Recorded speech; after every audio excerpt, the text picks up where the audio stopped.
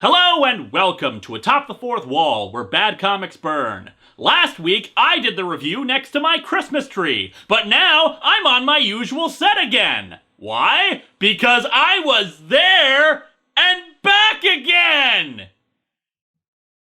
You see, because it's a thing with the book. Shut up! Previously on The Hobbit! Bilbo Baggins, the bravest little hobbit of them all, departed on a journey to steal treasure from a fire-breathing dragon. Hijinks ensued. To be specific, he got his hands on a not sinister at all magic ring that let him turn invisible, escaped death while helping set a forest on fire, flew first class without tipping the eagles who had transported him, murdered a group of spiders who were just trying to find food in the crappy forest of Mirkwood, accompanied a party of dwarves as they trespassed on elvish territory, escaped their rightful imprisonment, and stowed away in wine barrels on their way to their final destination. So let's dig into The Hobbit number 3 and see how many more living creatures Bilbo can kill with his face-stabbing sword. Welcome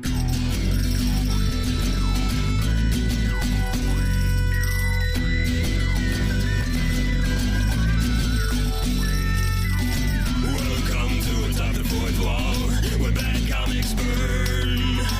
Linkara's gonna teach you all a lesson you won't learn. Brodsky, you're not the smartest. Life out, you're not an artist. Anyone who's had a bad comic published, it could be your turn. Linkara, he's a man punch, wears a birdie hat. Linkara, he has a magic gun. Where'd he purchase that? Linkara, coins, robots, Amazons and trucks. Linkara, this comic sucks. Linkara.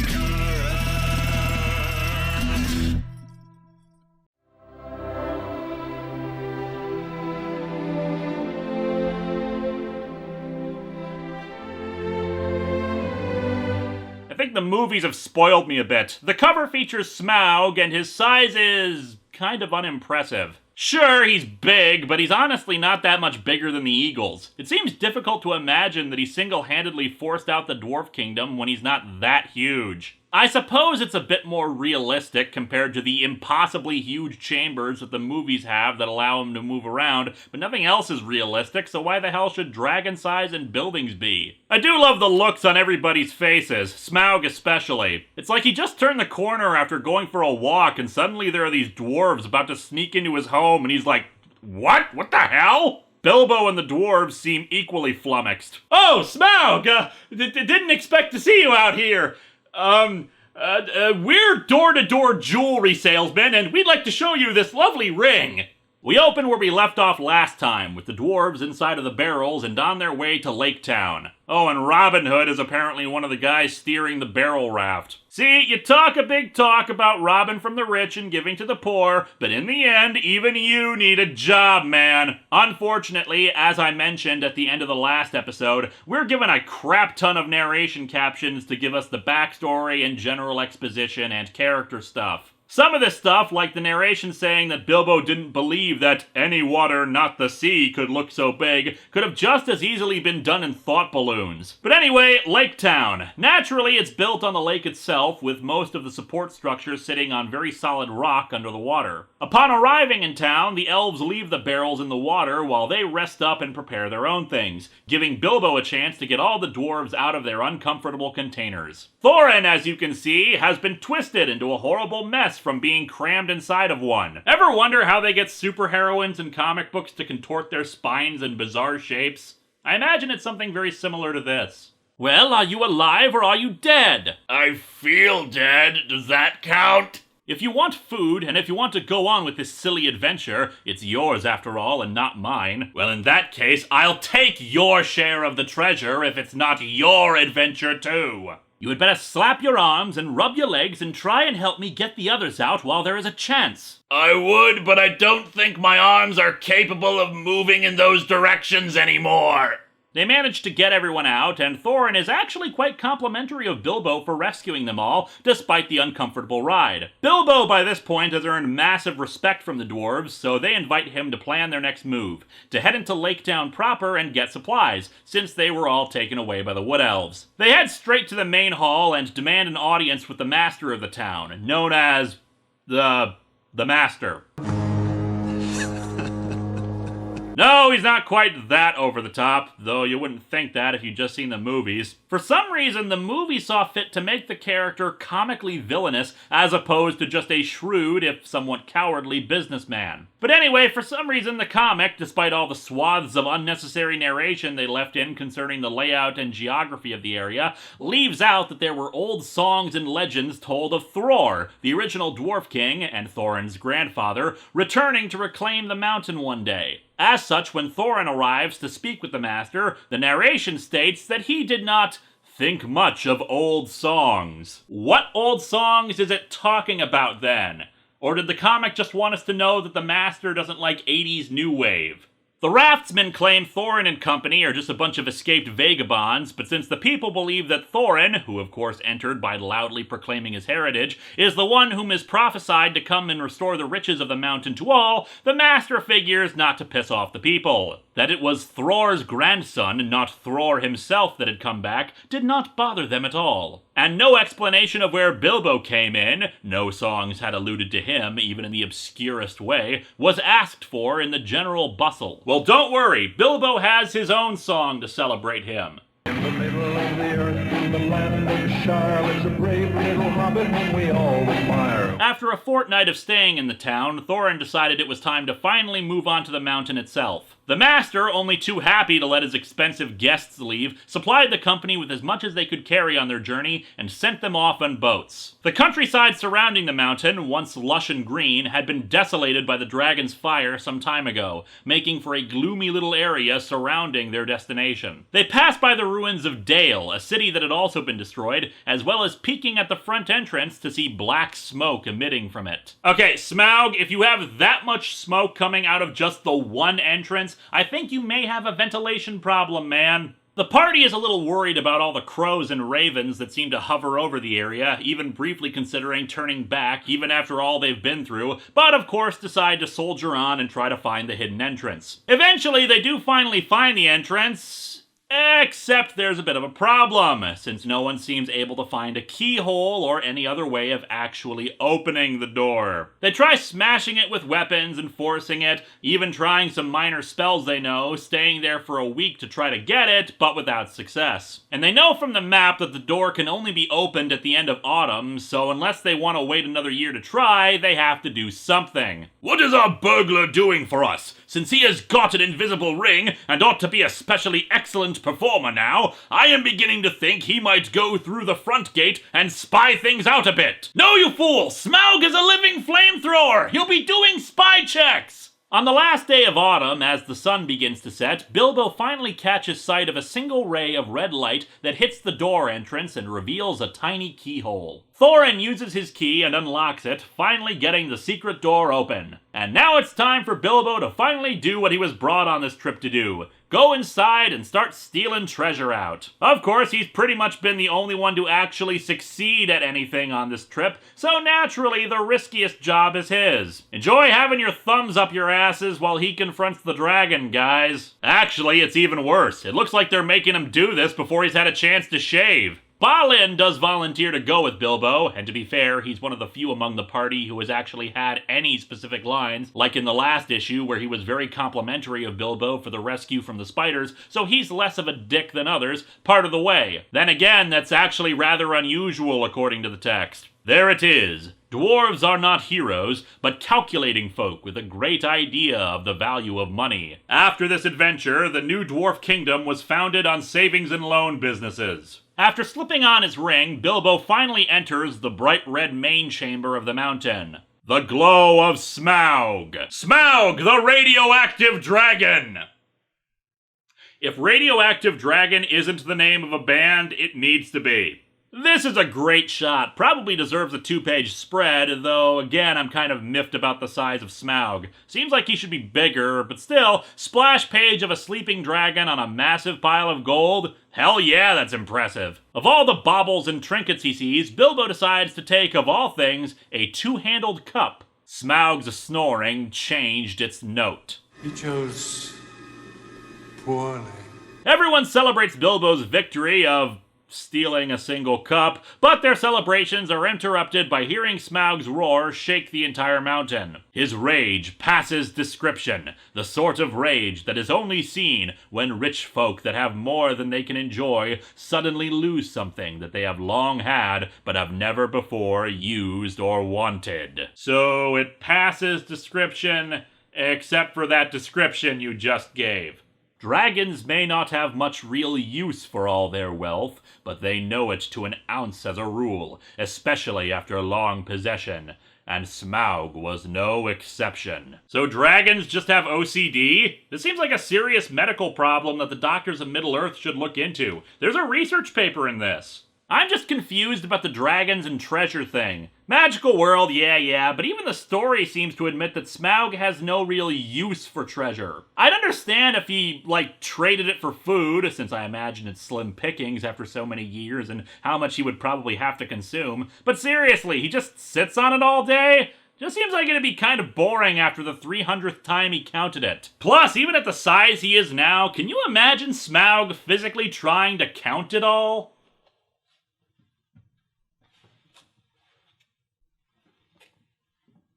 But yeah, Smaug is aware of every single bit of his treasure, so he's pissed that one part of it is gone. So he starts flying around the mountain, burning stuff up left and right in a rage. The dwarves hide inside the tunnel, their ponies they had ridden part of the way, making a quick getaway and stranding our heroes inside the mountain. The next morning, they contemplate what to do, looking to Bilbo for wisdom yet again. Good to see that Thorin has such great leadership skills when everyone keeps deferring to the burglar. There's simply too much treasure to try to steal one piece at a time, so their only hope of claiming it is, of course, to kill Smaug. Bilbo volunteers to go back down, on the assumption that the dragon is asleep again, and try to figure out some weak spot on it. Unfortunately, Smaug, and dragons in general, have a strong sense of smell, so it pretended to sleep and instantly knew that Bilbo was back inside despite the ring's invisibility trick. You know, if the ring doesn't hide your smell, makes me wonder what Sauron smelled like. Think he used cologne? Well, thief, I smell you and I feel your air. I hear your breath. Come along, help yourself again. There is plenty and to spare. Yeah, I've got to be honest, the gold market isn't really what it once was. I've been meaning to pawn most of this.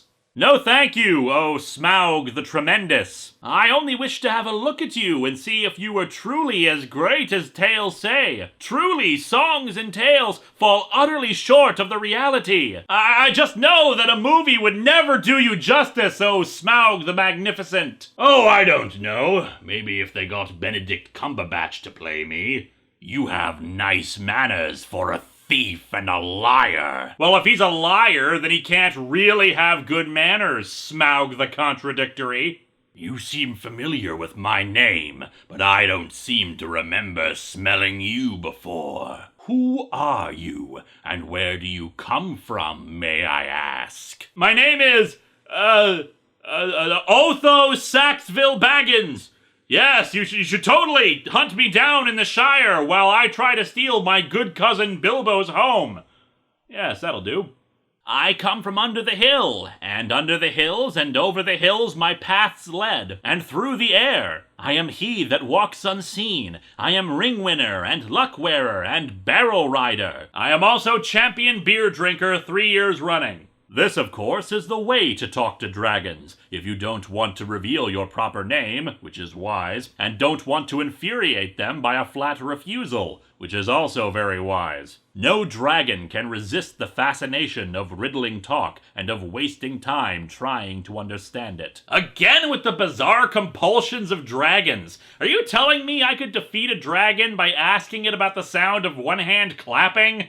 Smaug is of course intrigued, but doesn't buy any of his talk, being able to tell the smell of dwarf from all the time he spent with them. The narration also implies that dragon talk has a bit of an hypnotic effect on people who hear it, kind of a compulsion to speak with them and at least admit a little bit of truth, so Bilbo admits the treasure is an afterthought and they're actually after revenge. Especially since even Smaug admits it'd take 100 years to sneak out all the gold at the rate he's going. Revenge? Revenge?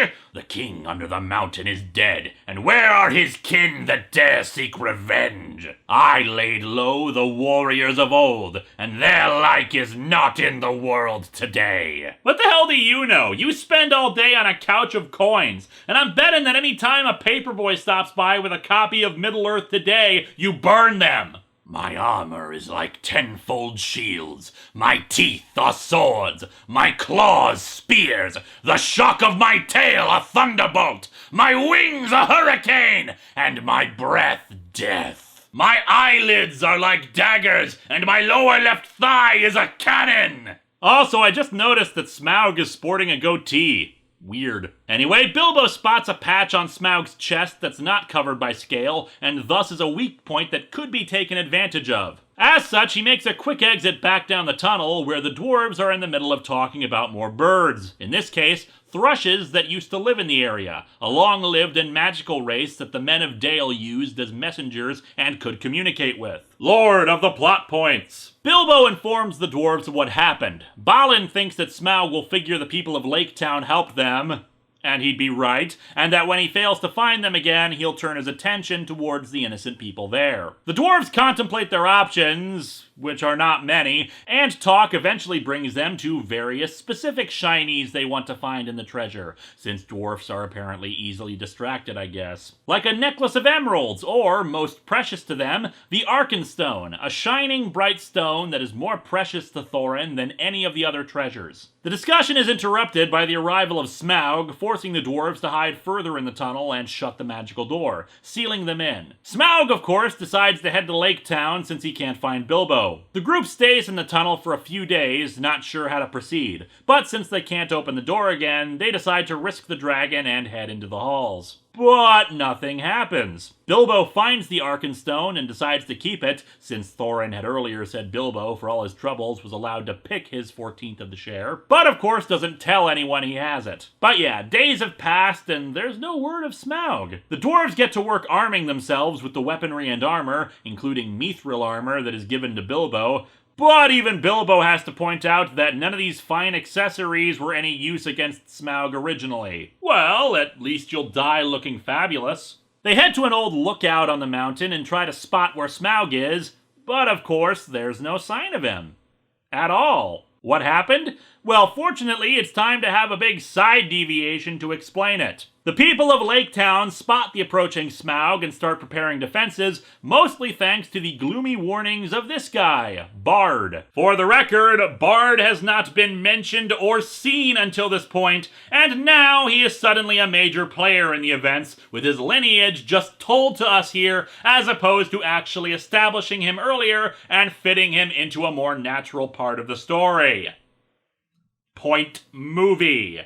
Despite their defenses, Smaug is pretty much immune to their small arms. People start fleeing, including the Master, who goes off in his great gilded boat and tries to save himself. Bard encourages the remaining soldiers, getting them to fight to the last man, and even tries to shoot off some arrows himself. Wait, the moon is rising! Look for the hollow of the left breast as he flies and turns above you! It was an old thrush. Marveling, Bard found he could understand its tongue, for he was of the race of Dale. You can talk to birds? Yeah, Bard is a descendant of the people of Dale, so this is kind of personal for him. He spots the exposed point of Smaug and takes aim with a single black arrow passed down from his elders from Dale. Smile, you son of a... He hits Smaug's weak point for massive damage, killing him in one shot. Thank you, character who was only introduced in the last 55 pages of the book. It really does bug me that neither Bilbo nor any of the dwarves are responsible for taking out the dragon. You knew Smaug was going down. You're not gonna have a story about an evil dragon with a treasure and not slay the dragon, but none of our heroes were responsible for its downfall. It was the entire point of this trip! You had one job! And here we come to the point where I really have to argue, yes, The Hobbit had to be at least 2 movies. And better still that it's 3. You see, if this was supposed to be a simple treasure hunt, simple little story that some people claim it to be, didn't need to be expanded out, 1 movie only, it should be over now! The dragon is dead, the dwarves and Bilbo have their riches. Quest over, you leveled up, you now have an additional 4 points in charisma. But it's not over, because of course actions have consequences, and you can either ignore those consequences, or you can give some time to explore them. And that's kind of been my entire point of these reviews. The Hobbit is not just a simple little story. It's complex plot stuff, with lots of events transpiring, and if you want to have a faithful adaptation that touches all those points, you either give it room to breathe, or you cut stuff out. The failing of the original book is not giving enough room for its other characters to develop. Yes, it's Bilbo's story, but like I said, the great hero who slew the dragon isn't Bilbo. It's some random-ass guy we've never met before. I applaud the movies for actually bothering to expand his character, give him more of a point. Hell, to give subplots to the other dwarves. And yeah, I like the addition of Toriel. I don't care if she's not in the damn book. Yes, I would have preferred for a new woman in the story who's not in it for a romance subplot, but at least it's something more with the dwarves, who have so far done nothing but get captured and rescued by Bilbo. Hell, the addition of any women into this plot is welcome. I mean, I'd have to read the book again, but I don't think there's a single damn woman in this entire book. Best we get is talking about Bilbo's mom, who had her own adventures. But this is becoming a rant, and as I have pointed out many times now, story ain't over yet. The people are kind of pissed at the Master for turning tail and running at the first sign of danger, and want to elect Bard as their new king. You don't vote for kings? The Master is shrewd, though, and talks them down while Bard is just concerned with actually helping fix the town up. He sends out messengers to the neighboring lands for help, in particular to the Wood Elves. However, the Wood Elves have already gotten word of the situation and are on their way for a different purpose. Namely, hey, wait a second, the dragon is dead, and as far as the rest of us know, Thorin and his party are all dead too, so let's go loot the place. Thrandy even comes along, since he's a greedy sort, but is nice enough to realize that maybe they should actually help the victims of the dragon before they worry about the money. So for 5 days, they get to work rebuilding the town, and a deal is struck between the two groups to send a joint party up to the mountain to investigate. The dwarves have not been idle either. The birds, like the thrushes and ravens who used to counsel the old dwarf kingdom, come to our heroes to inform them of what happened with Smaug,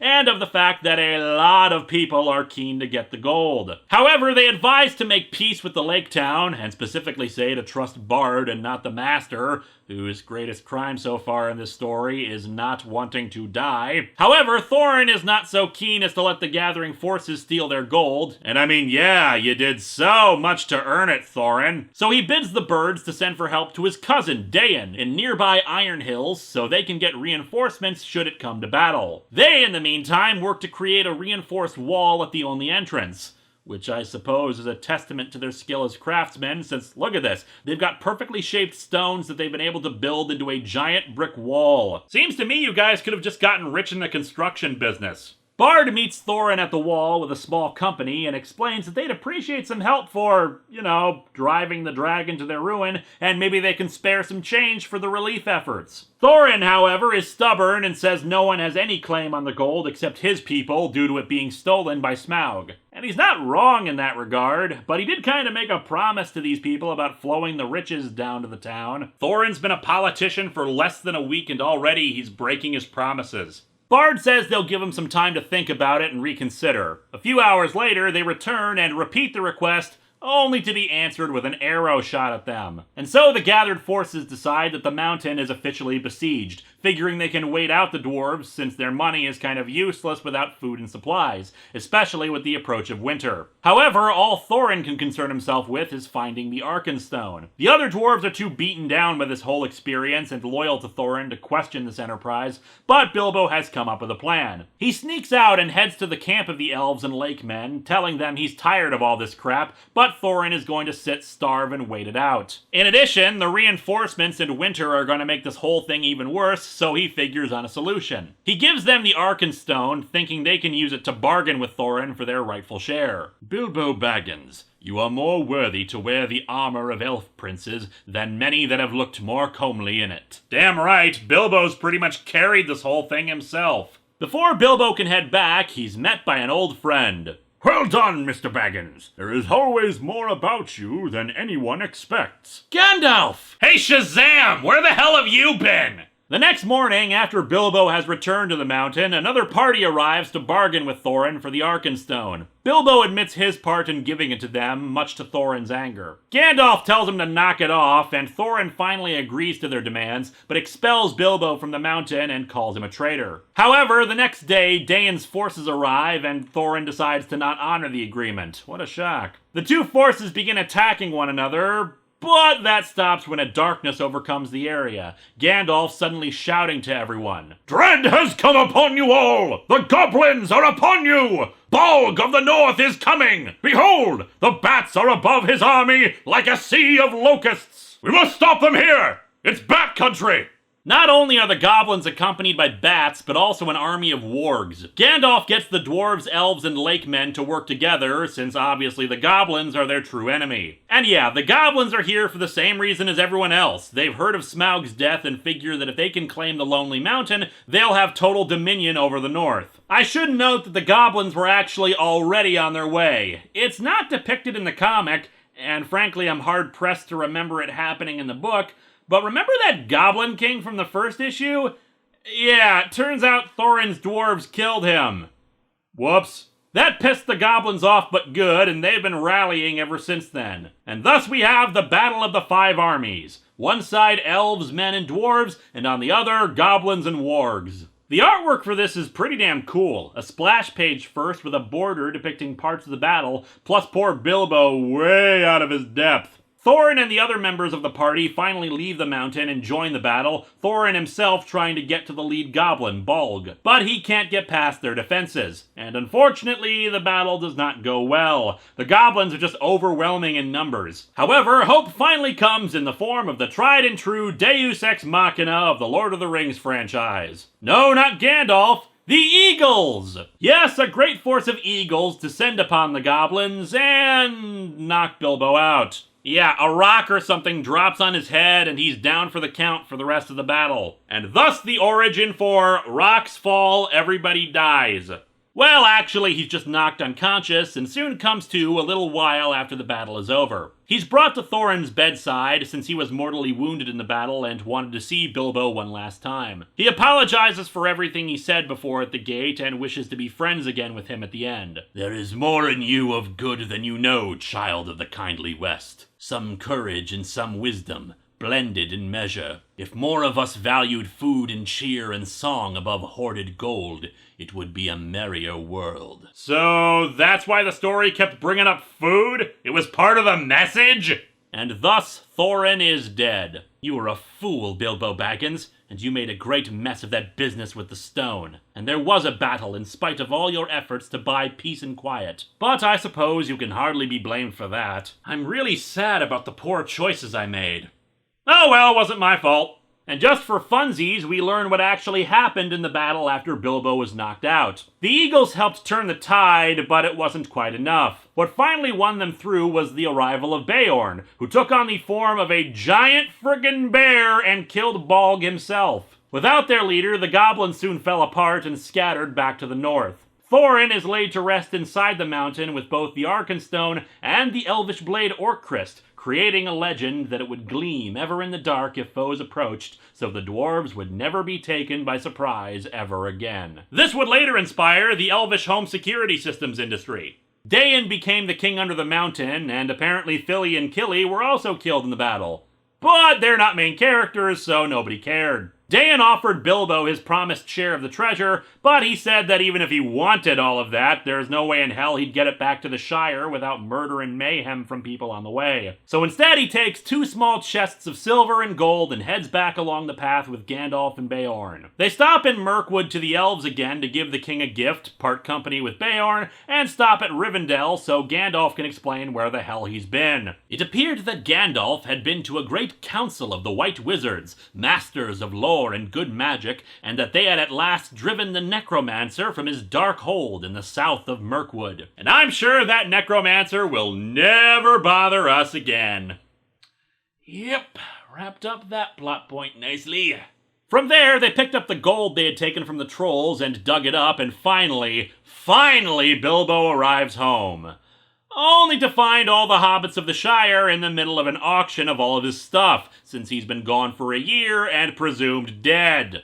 Whoops. You know, after this crap and what happens with Frodo and the other hobbits in Lord of the Rings, it's really not surprising that Gandalf is considered a public menace around these parts, since this is really all his fault. Eventually, everything got settled and most of his property returned, or bought back just for convenience sake. He also starts writing his memoirs, There and Back Again, A Hobbit's Holiday. It's already been optioned by a studio. The script turns Thorin into a woman who's wooed by the very human Bilbo, who's armed with machine guns and one-liners. Some years later, Gandalf and Balin arrive to tell of what happened in his absence. The old master eventually died after fleeing with a bunch of gold, but things have become prosperous again. Bard has become the new master and rebuilt Dale, and everybody is rich and happy. And so our comic ends as it began, with Bilbo getting high with his pipe. As I've said this whole time, these comics are great, and very faithful adaptations of the book. My only faults with them are the same faults I have with the book itself.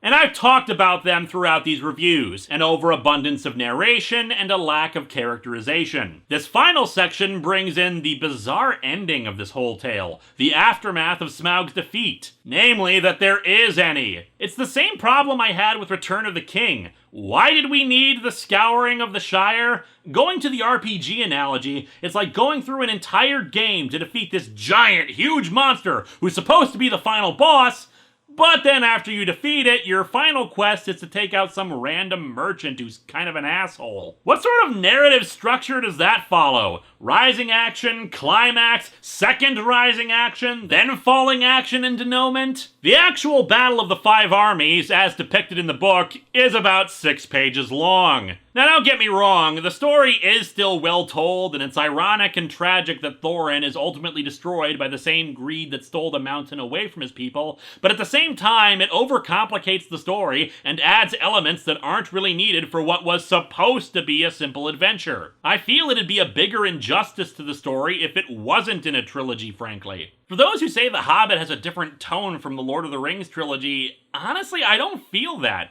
They read exactly the same, except the monsters had more speaking lines than in Lord of the Rings. They still both feel pretty epic in scope, especially when you have huge-ass battles near the end. Yeah, I get that it can feel slow and that there are elements that aren't really needed, but at the same time, it expands the story, offers new and frankly better potential for storytelling than what was given in the book, and sets up elements that would come into play in the actual Lord of the Rings trilogy. But hey, we're all entitled to our own thoughts about these kind of things, and if you hate the movies, more power to you. But I think we can all agree that this comic, at least, is actually really good, and has made this a pretty happy holiday season. Nope, nothing bad's gonna happen now that we...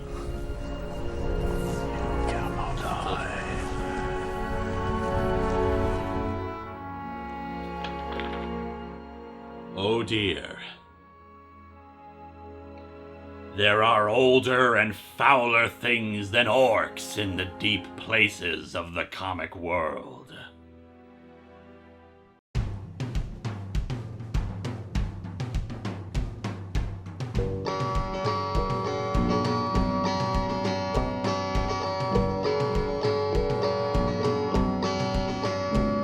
I'm sitting on my couch reviewing comics, the worst parts that you will ever see.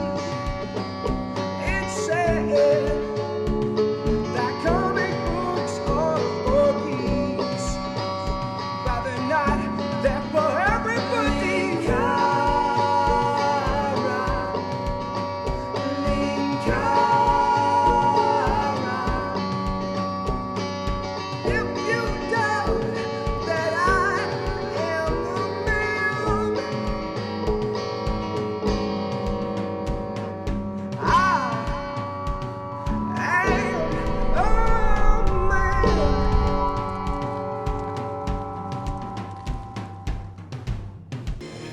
What's up? Sounded urgent. Linksano was attacked by some woman. She mentioned dimensional anomalies and was specifically looking for you. Was that so? Well, I figured something like that would happen someday. What do you mean? I did a lot of things before I ended up stranded here. I didn't make too many friends when I started taking people's magic guns. Well, maybe a few during the Contest of Champions, but made a few of them right bit pissed off too. I don't suppose an apology and simply returning the gun would fix things? Well, then I guess we best be ready for her next strike. Actually, let's not. What do you mean? Nimue sensors were able to come back online just before she teleported out. As such, we got a teleport trace on her and know where she beamed to. You figure on a little raid? Oh, quite the opposite. Let's not give her home turf advantage. We'll beam her back here and then have a bunch of guns aimed at her face in case she doesn't accept your apology. Well, I like this more and more. And afterwards, whether she accepts it or not, you're coming over here for Christmas dinner. Well, actually, I kinda had an appointment with a bottle of whiskey and a picture of my wife. Nuts to that, man. We're getting closer every day to finding the coordinates to your home dimension so we can go there and help you fix things. You're gonna see it again soon, I promise. Even if we did go back, I've become acclimated to this universe. I'll die if I go back home. Let's not worry about that just yet, man. We have been through a lot of crap lately, and I say we could use a little bit of Christmas cheer. What do you say?